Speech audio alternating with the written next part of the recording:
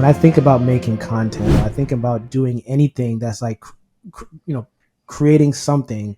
Um, that's where like I feel the most like energized, the most alive. And then when it comes to like the process of, Like like selling. that's when I'm just like that's when the Yeah. anxiety hits. But you know what? Like that doesn't necessarily mean that I'm not a salesperson. I mean, it's just selling is also just a formula. And only if you just do the formula long enough, you can be successful. So, but for me, Everyone can be successful in anything, like to a certain degree, in my yeah, opinion, right? yeah, yeah, But the thing is, you know, I feel like a lot of people, the mistake that they make is their strength is one thing, mm, but they try to make it here. And what yeah, happens is, like, yeah, what's even worse is they try to combine the two.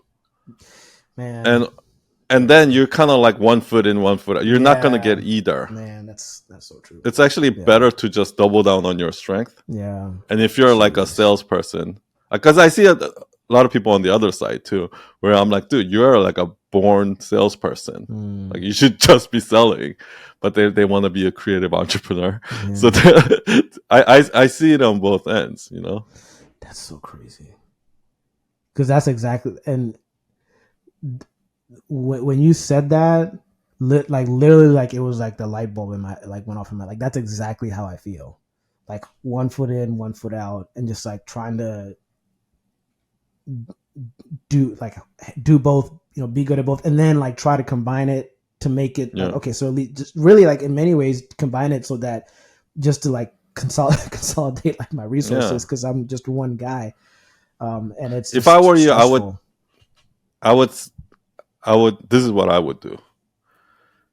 I would just make content for fun Mm, as your creative outlet, and make whatever content you want to make, right? mm, And sometimes it could be about real estate. It doesn't really matter, right? But think of it as like, I'm not trying to get business with this. Just say something like this: for the next 6 months to a year, give yourself a mm, deadline and say, I'm just gonna go nuts with this and just have fun, right? And then I think you should set yourself an hourly rate. Okay, I charge whatever. I don't know how much you charge now, but like mm, $50 an hour, $100 an hour, whatever rate. Like, and I don't even know actually what the market rate right now is for social media manager or something like that. mm, But I would set some sort of an hourly rate, or even create a package, right? Where you say, I can create 10 carousel for you for this price. mm, I can make 5 reels for you for this price, or something like that. So you don't even have to worry about selling, right? mm. And then when somebody, and then just put all of that into a PDF. Like, here's the different ways you can work with me, and here's how much they cost. Mm. And then just keep putting out videos on social media, just creative outlet. And if somebody reaches out to you, emails you, and they're like, hey, can I hire you to do something, blah blah blah, just send them that PDF. Don't even like try to sell them, just send them, yeah, here. Yeah. And then say, if you want to hire me, okay, here's the link to book my calendar, just pay with your credit card. And then what, you know what I mean? So you don't even have to worry about the business side. Yeah. And any new business comes in through there, it's just a bonus for you. I mean, Yeah. that's kind of how I'm doing. Like, I don't want to sell my coaching service. I don't Mm. want to sell, like, that's, I'm really focused on making Night Owl Nation and really figuring out the curriculum and things like that, right? So what I do is I just threw up a Calendly link on, if somebody wants to, like, and it's not even like you can't even find that, but if somebody, like, once in a while somebody will reach out to me like, hey, do you do any private coaching? Like, I don't want to do the whole, okay, let's jump on a 15-minute discovery Mm. call where now I'm all like pressure and I feel like I need to close this person. Like, I don't want any of that.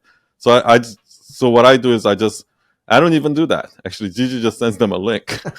And then some people book it and some people don't. Mm. And then, believe it or not, like, enough people book it, and then it's actually like, it's actually part of my revenue, right? And then when I Yeah. decided to do the mentorship, Mm. I just sent that an email and Yeah. say, I okay, remember here's that. the mentorship. This is what Mm. you're gonna get. It's a fair price. Boom, you want to join? And literally, like, within a day, it got filled. Like, I I don't like. I know that I'm not a strong salesperson, and I'm Yeah. not a That's not my strength, right? So it's better for me to focus on being good at what I do. Because if I'm really good at what I do, the sales will come in that. Like I think there's two types of people. The ones that go out and gets the sales, Yeah. and the ones that are really great at what they do and they showcase it, and people come hire them or Yeah. give them money. Yeah. Yeah. Yeah. And I've always been this person.